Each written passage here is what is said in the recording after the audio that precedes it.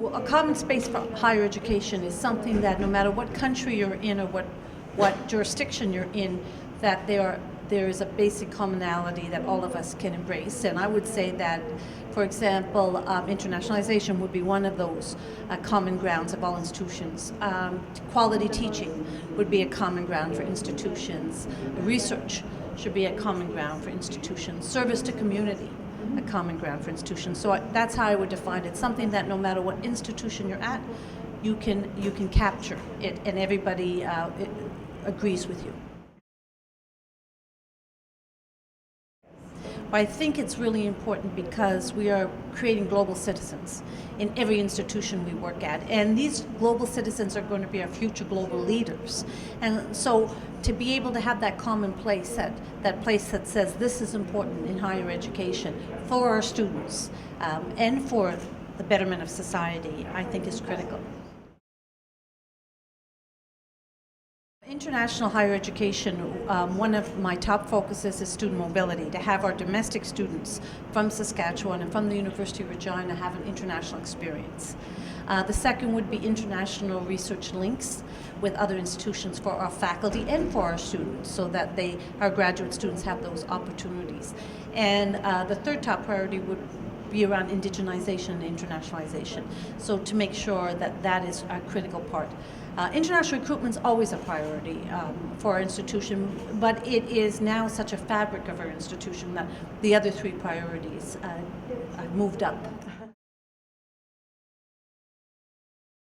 I think international research links is a trend that's on the horizon, and also many countries many developing countries or countries that have achieved some economic prosperity are investing in having their students get an international education. Brazil, for example, Science Without Borders is one critical one. Nigeria has a large national scholarship program for their students. So I think that is a trend that we're seeing, a real focus from countries that traditionally didn't look at internationalization are now seeing the value of having their students become global citizens and global leaders. Well, because this is a wonderful venue and networking opportunity for universities. And I've always been a supporter of internationalization, and this conference, the Conference of the Americas, gives us a unique opportunities in North America, South America, and Canada to be able to find that common ground and to be able to talk about issues that transcend borders. And I think indigenization is one of them, and internationalization.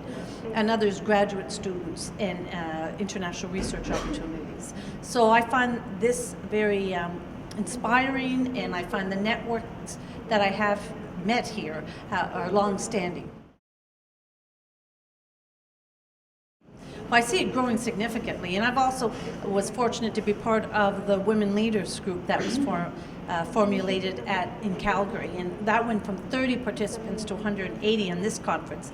So what I'd like to see happen is that we get some depth to the relationships. I think this has been great in terms of networking and partnerships, but now it's time to get some depth. So I was thrilled to see the Igloo project materialize, and that training of our leaders in our institutions happening. And we have been able to formulate international exchanges with some of our partners in Mexico, for example, in the intercultural universities there. So I think we're going to see much more depth in the relationships now. And so 2015, I think, will be a year of opportunities for students, faculty, and staff, because relationships have been formed, and now it's to see some concrete actions come out of those relationships.